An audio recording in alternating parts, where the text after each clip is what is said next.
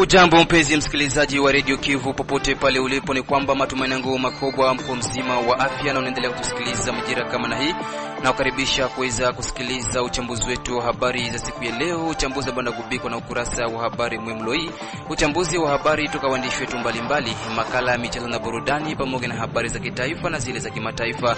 Msomaji wako wa siku ni Omari Makelele Ozile. Merci mbele Chipama anashikilia vema dawati la mitambo. Nasema karibu na tuambatane kwa pamoja mwanzo hadi tamati.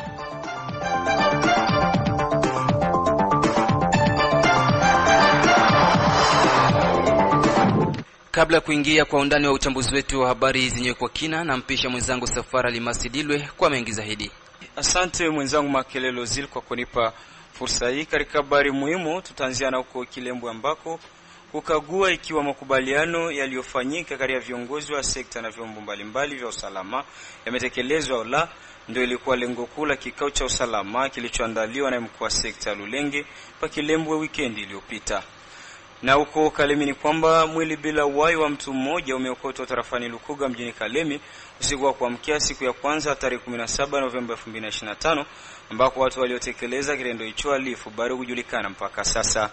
Omar, tumalizie na habari za kirefa ambako watu takriban 29 wameuawa na waasi wa Defnalu katika kituo cha afya cha Byambwe tarafani Lubero jimboni Kivu ya Kaskazini, na kupelekea raia kadhaa kuyahama makazi yao kutokana na shambulio hilo. Ni hao ndio ambao tulikuwa nao katika habari za muhimu, na imani utaendeleza kwa wasikilizaji mambo mengine. Asante sana Safara Limasidilwe kwa ukurasa wa habari muhimu. Tujikite ndani ya uchambuzi wetu wa habari zenyewe kwa kina, tukianzia katika mji wa Baraka. Ni kwamba kupima ili kufahamu afya yako ina umuhimu mkubwa, ndivyo amesema hayo mganga msimamizi wa kituo cha wagonjwa wa kisukari Baraka Fizi siku ya kwanza hii, na ambako amehita watu mara tena kwenda kujipimisha kwa bure ugonjwa wa kisukari. Kwenye mazungumzo nasi Mwenebato Hussein Clovis, msimamizi wa Centre Diabetique Imona, amesema kupongeza kwa wale wanaojitokeza kupima kwa bure. Ndio mwanahabari, tunashukuru kuona watu wanaendelea kufika kama kawaida kukuja kuchunguza afya yao, na tunazidi kuwaita wengine kuja kwa sababu hakuna kitu kinavyoshinda kujitambua afya yako na kujua gisi unavyoendelea kimwili. Wakati mtu anapojifimisha inamsaidia yeye kujua gisi anavyoendelea, kwa sababu kisukari kina hatua mbili kubwa, kuko pre-diabetic, kuko na diabetic.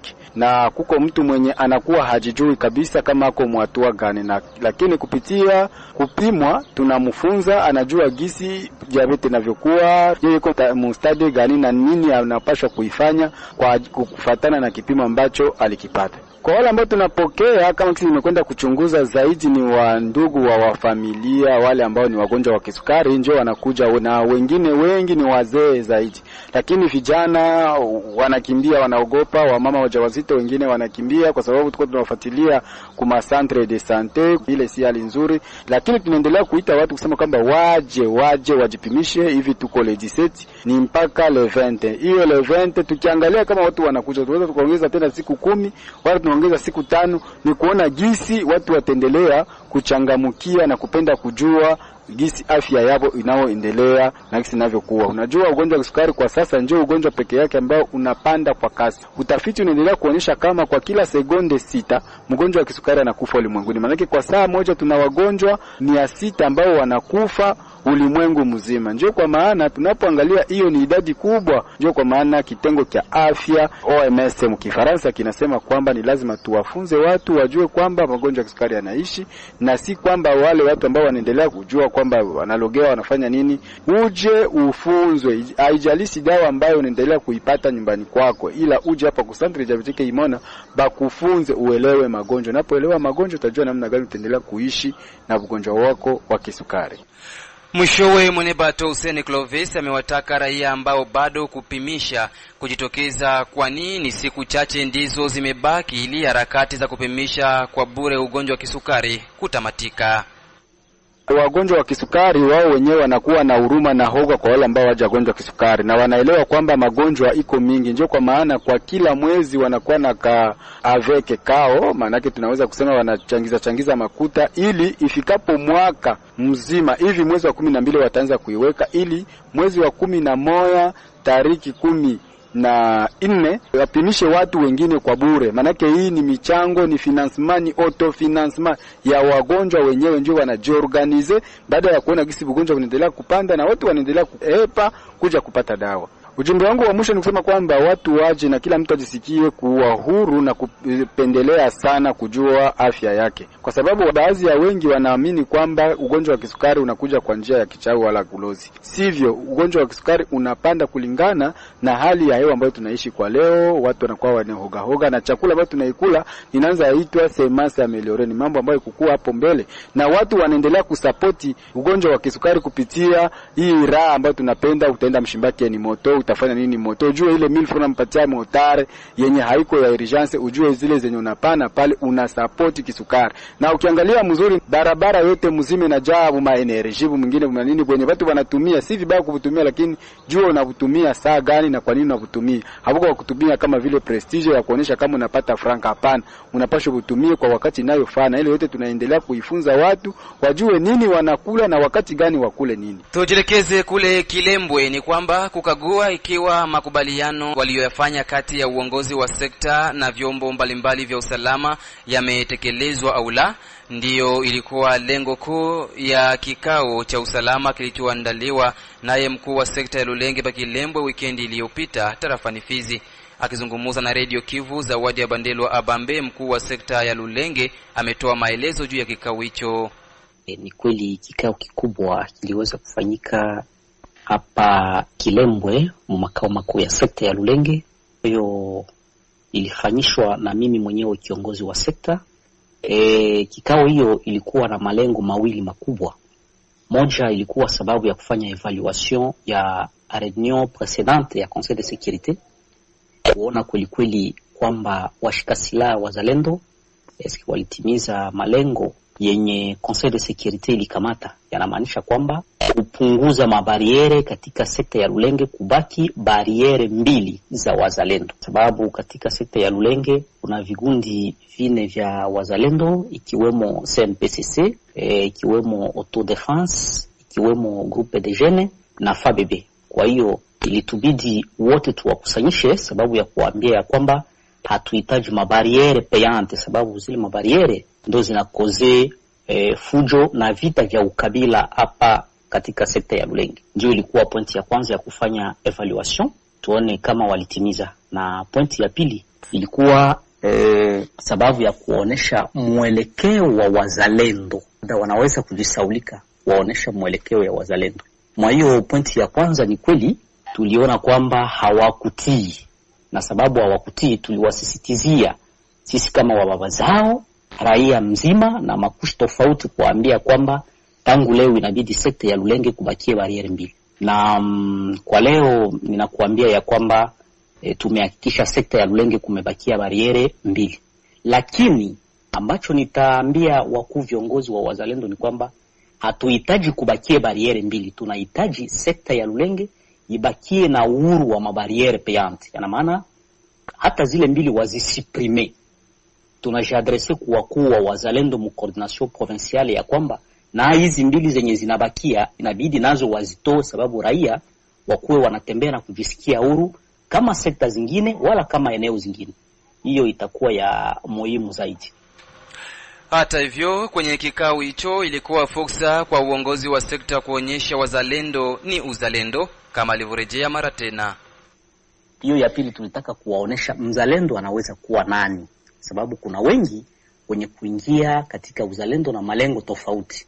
Mzalendo ni mzaliwa wa nchi mwenye kupenda nchi na raia yake. Yana maana misio yao kubwa ni kuproteger limite territoriale, nationale na provinciale, sababu adui asiingie kati. Lakini wakati wanasaulika hiyo malengo, itakuwa sa vile hawajitambue. Tulitaka kuwakumbusha mzalendo ni nani, wanapaswa wapende nchi yetu, kupenda sisi raia na kutulindia mali yetu. Hiyo ilikuwa pointi yetu ya pili katika hiyo kikao ya tariki 15 ya mwezi wa 11 mwaka huu tunao. Mimi nawaza kama wanaweza kuendelea na huo mwelekeo, itaonesha kwamba kweli wako wazalendo na wanapenda nchi yetu. sababu wakati wako wanakubali mashauri za sisi wazazi, ndio lengo ya wao kukamata hizo masilaha. Ile ninaweza kuionyesha vile. Ya mwisho ni kutaka kuambia raia, sababu ya ile yenye ilipita katika makao makuu ya sekta ya Lulenge, kuambia ya kwamba waache uzushi. Uzushi yana maana balisema kutoa habari yenye haina misingi wanaileta, mulisikia, angalia, ile haina misingi. Inaipiga marufuku hapa na kuambia maservice de security ya kwamba wakati wanaweza kubana mtu mwenye kuleta uzushi, inabidi afungwe na vyombo vya sheria vimtendee kazi. Kwa hiyo tunaalika wakaaji wote kuambia katika usalama na waendelee kulinda usalama, sababu usalama haiko tu kwa vyombo ya usalama, hata raia naye anawajibika kulinda usalama wake kwa namna tofauti. Na vyombo vya sheria na wazalendo na FRDC yenye kuwa hapa kuendelea kulinda usalama wa raia na mali yake yote. Tujelekeze kule katika mji jirani wa Uvira. Ni kwamba binti mmoja amekutwa amefariki katika mazingira ya kutatanisha mjini Uvira asubuhi ya siku ya kwanza hii ya tarehe 17 Novemba 2025, akiwa ni mtu wa 7 kuuawa kwa muda wa mwezi mmoja kwenye mazingira yasiyo halali.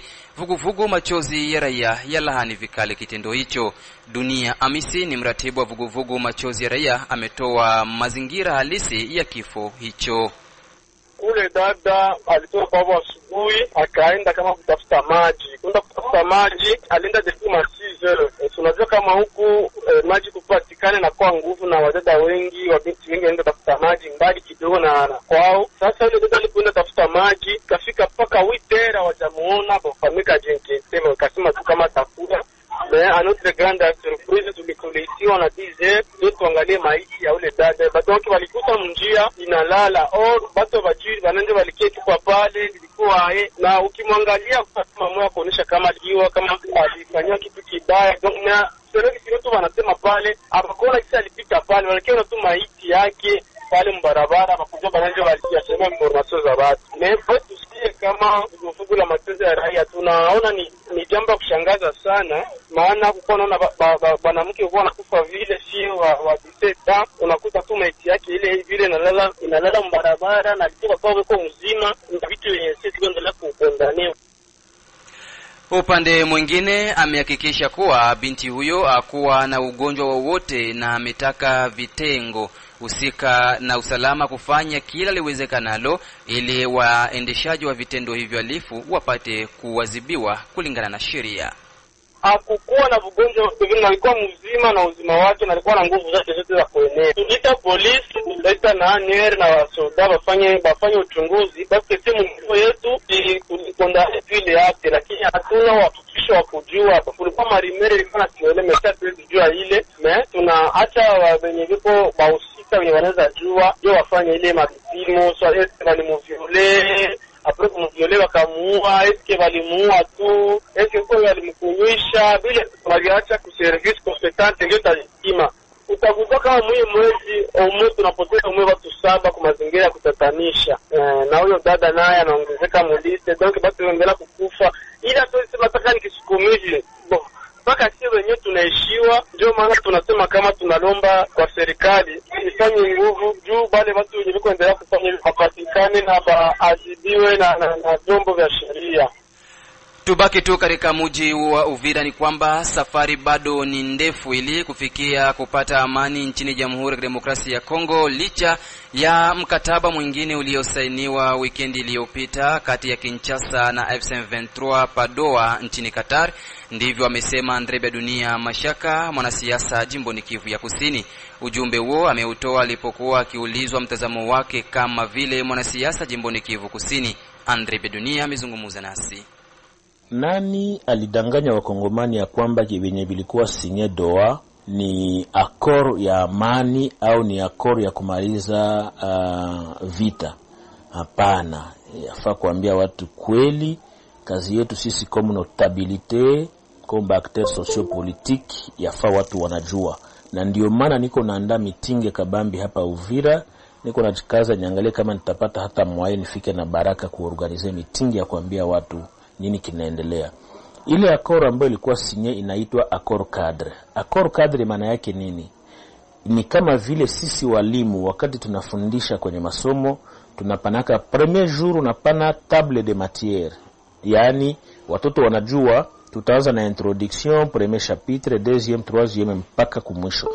Na kule walisinye ile wanaita accord cadre, ina reprendre point, yani pointi 8 ambazo zitazungumuziwa au cours ya maechange ambayo itafanyika entre gouvernement congolais na bale ba agresseur ya M23. Na ile accord cadre inakuwa na pointi 8 ambazo watazungumzia. Nitapata labda muda wa kuja kuambia watu kwamba ni nini kinaendelea, mais ni préciser déjà que mu négociation, mu principe za négociation haiambie mtu ke parce que lisigner accord ya cessez-le-feu ke vita inaisha. Na ndio maana M23 ina comprendre ya kwamba sisi ambao tumesinye na gouvernement congolais tunaweza kurekipere zingine maespase 2 au 3 au 4 mpaka siku tafikia kumaakoro ya ambayo tutazungumzia na tunapata compromise na tunamalizia pale. Upande mwingine Andre Biadunia Mashaka ameongeza kuwa kwa sasa AFC M23 hawalali kwenye eneo za mapambano. Ni préciser ya kwamba jana dimanche tariki 16 masaa 3 ya asubuhi bali atake village za kwanza za territoire ya Shabunda, village 2 ambao wanaita Maimingi premier na Maimingi deuxième. Bali atake bazalendo wakabarepuse même si walibarudisha mais bali atake déjà na tuko cessez-le-feu. Alors que ile cessez-le-feu ndio pointi ya kwanza yenye iko mwa ile table de matière mwale wanaita accord cadre. Ndo walisinyia kwanza kifo kusimamisha vita. Mepandake tunasema ile bao wanaanza kupigana. Mesisi Minembwe babandi bangali pale. Hapa Nzibira bangali, Kamanyola bangali, Katogota wako, Kamanyola nafasi nyingine bako. Mesie Kongo ina croiser mikono inasema tutapigana. Ni distraction pure simple. Donc ningetaka kuambia watu kwamba hakuna wasiwadanganye kwamba tulishasinyia akoro ya kumaliza vita. Bado ile tu ilikuwa ni mashapitre walipana zenye batadiskite kuwazo pandama negociation mpaka siku watafikia accord de paix. Donc mwa hii moment kila mtu anaweza atake mwenzake, ça dépend. Na ndio maana kama notabilité hatuwezi kuambia Kongo ibaki distrait. Gouvernement ya Kongo inapaswa kuwa macho wazi pour que nayo angalie kama itarekipere maantite. Bali itaka bazalendo wabasaidie. Mesi batumikisha bazalendo, nini kinakosa? Nini kinakosa?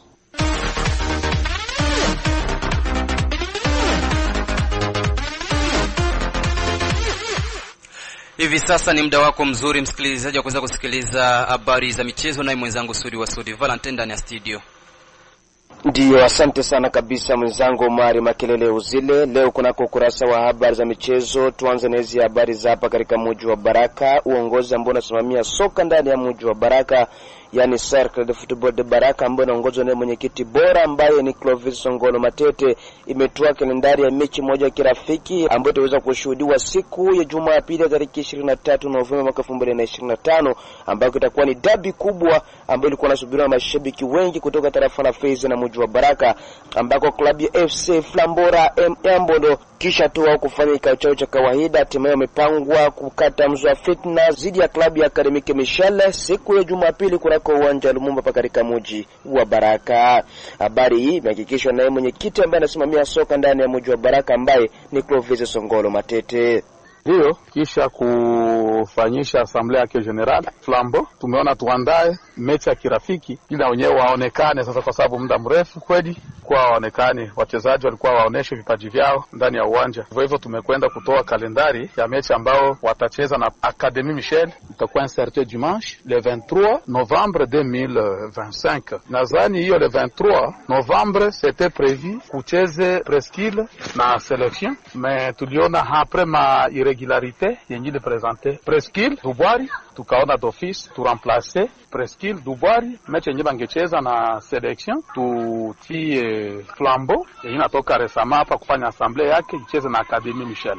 Upande mwingine ameomba kwa mashabiki wote wapendelevu wa soka wa tarafa la Fizi na mji wa Baraka, hususan wale wapendelevu wa klabu ya FC Flambora ya Mbondo kuweza kushiriki kwa wingi kunako mechi hiyo ambayo itaweza kushuhudiwa siku ya Jumapili kati ya masimu wa jadi ambao ni klabu ya Academic Mishale, huku vile vile akitoa wito kwa zile klabu ambazo bado kufanya vikao vya kawaida uweze kufanya kwani muda bado upo. Vile vile tunaambia mashabiki wapendelevu wa mpira en particulier wale wa Flambeau kwanza, kwani walikuwa siku mingi waoni timu lao kujumuika kwenye mechi za kirafiki wala kwenye championnat local, waje waangalie mechi yao ya kwanza ya FC Flambeau kwenye uwanja wa Lumumba. Vile vile ninakwenda tena kuhamasisha zile timu ambazo hazijafanya assemblée zao, bado kalenda haijawa na retard, bado tunapambana na kufanyisha maassemblée general. Wakishamaliza vile vile kama kawaida na sheria ya mpira wanaandika barua zao za reintegration, na tunawatia na wenyewe wajitikise kidogo kidogo, wapiga hata zimwa mechi za kirafiki ili mashabiki wao na wenyewe waone kama kweli timu zao zimerudi. Mkufunzi wa klabu ya Manchester United hapo nchini Uingereza, Ruben Amorim, anataka kumsajili mchezaji wa kimataifa wa Cameroon Carlos Baleba mwenye umri wa miaka 21 kutoka klabu ya Brighton hapo nchini Uingereza katika juhudi za kuimarisha safu yake ya kati.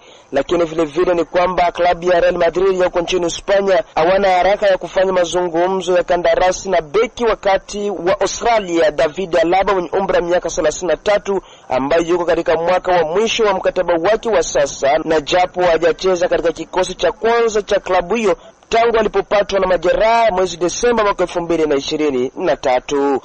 Na mwishowe ni kwamba mshambuliaji wa klabu ya Chelsea The Blues na timu ya taifa ya Senegal Nicolas Jackson mwenye umri wa miaka 24 anania kukatiza uamisho wake wa mkopo wa msimu mzima ambako anakipiga katika klabu ya Bayern Munich ya nchini Ujerumani ili kukamilisha uamisho wa kudumu katika klabu nyingine mwezi Januari. Na weka nukta kuna ukurasa wa habari za michezo mwenzangu Mari Makelele Uzele, huko nambari 19 ya mchezaji Candida Mapendo Payete kipia barabara mgongoni mwangu.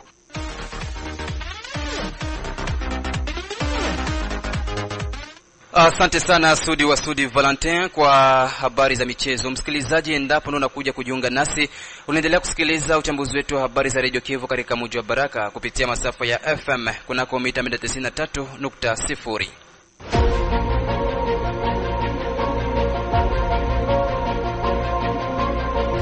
Ukitaka kutengenezesha vyombo vya kielektronik na kununua vifaa vyake vya akiba ima pièce de rechange, jibu lako ni kampuni ya BBC Elia Baraka Aibaz.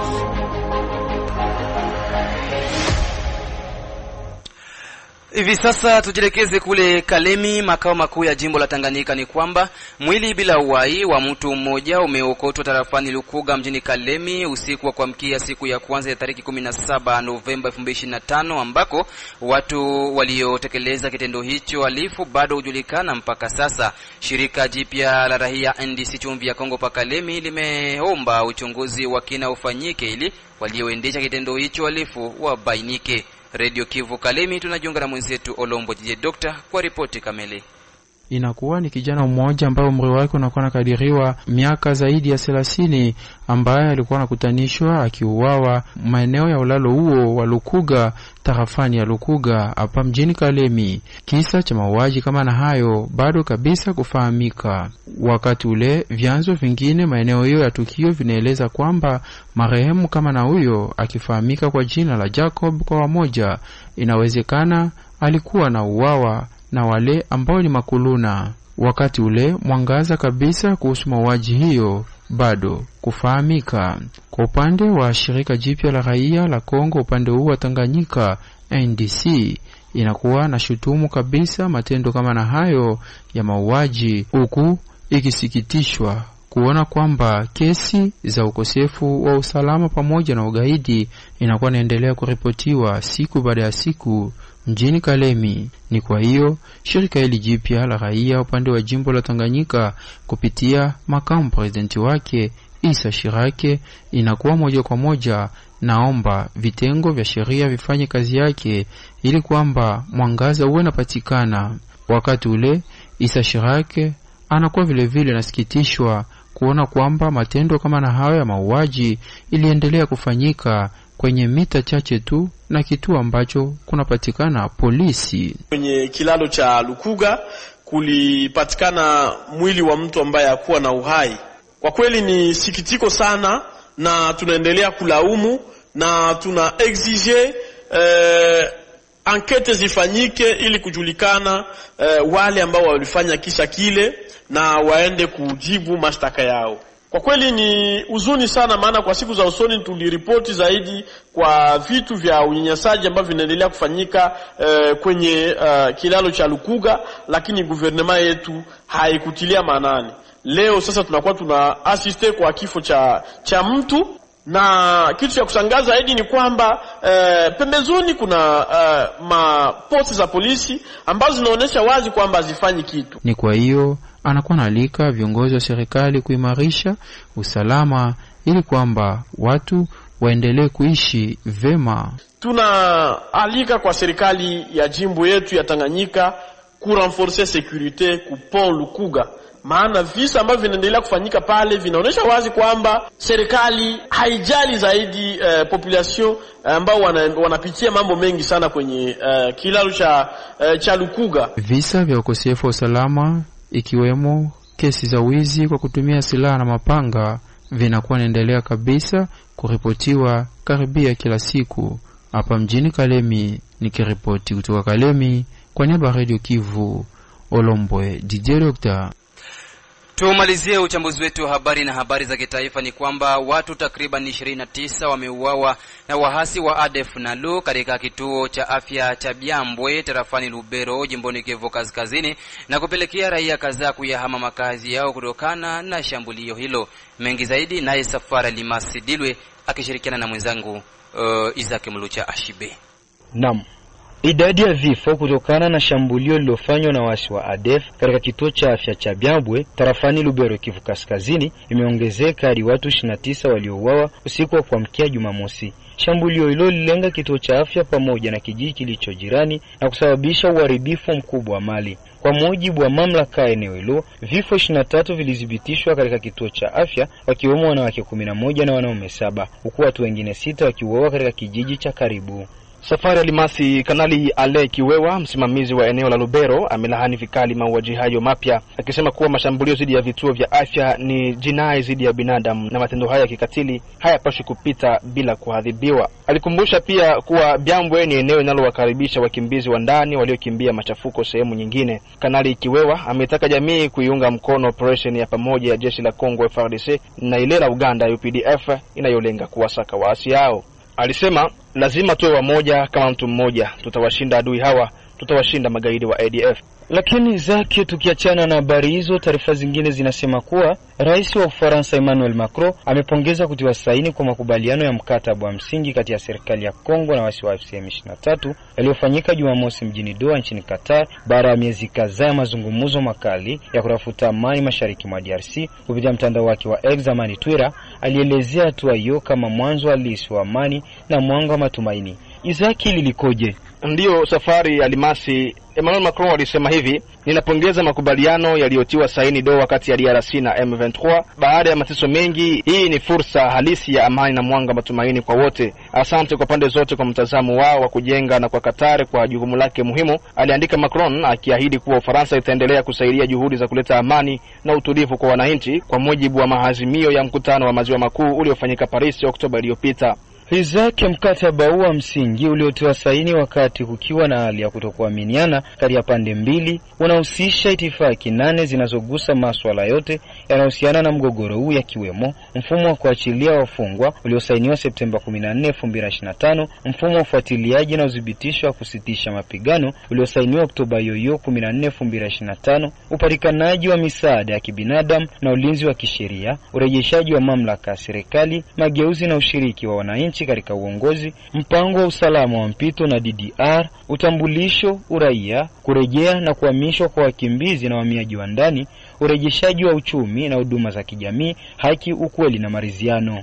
Safari Alimasi. Masaa machache baada ya kutiwa saini kwa makubaliano hayo muhimu kitaifa na kimataifa ambayo pia yanaonyesha mwelekeo wa mkataba wa Washington, serikali ya DRC ilitoa taarifa ikieleza kuwa ni hatua ya muhimu katika harakati za kutafuta amani ya haki jumuishi na ya kudumu mashariki mwa nchi. Serikali ilieleza kuwa mkataba wa Doha umeweka msingi wa mchakato wa kumaliza mapigano, kurejesha mamlaka ya serikali na kuimarisha utulivu wa kitaifa. Aidha, serikali ya Kongo imethibitisha dhamira yake ya kuweka amani, usalama na heshima ya watu wake kuwa msingi wa kila hatua yake, na kusisitiza kuwa itifaki 6 zilizobaki zitajadiliwa ndani ya wiki 2 baada ya kutiwa saini kwa mkataba wa msingi. Lakini zake kwa sasa serikali inaongea na waasi wa M23 na waasi wa ADF wanaendelea kuua watu. Hivi ni lini serikali itaongea nao, kwa kuwa ndio wanaendelea kuangamiza watu kila kuchao? Nadhani kwamba baada ya kumaliza mazungumzo na waasi wa M23 wanaweza wakafanya mazungumzo na waasi hao wa ADF ikiwa watakubali, lakini kwa sasa nadhani kwamba itakuwa ni busara sana kutumia nguvu ili kuwalinda wananchi dhidi ya wanamgambo hao wa Kiislamu. Ni hao ndio ambao tulikuwa nao kwenye habari za kiraifa kwa siku ya leo. Mpenzi msikilizaji, ni kupitia habari ya kitaifa ndipo natamatisha uchambuzi wetu wa habari za siku ya leo, na kushukuru msikilizaji ambaye aliweza kunitegea sikio mwanzo hadi tamati. Vile vile sitakosa kushukuru jopo nzima waandishi habari wa Radio Kivu walionisaidia kuziandaa. Mimi ni Omari Makelele Uzile, upande wa pili nilisodege jana Merci Mbele Chipa Mal, nasema asante na kwaheri.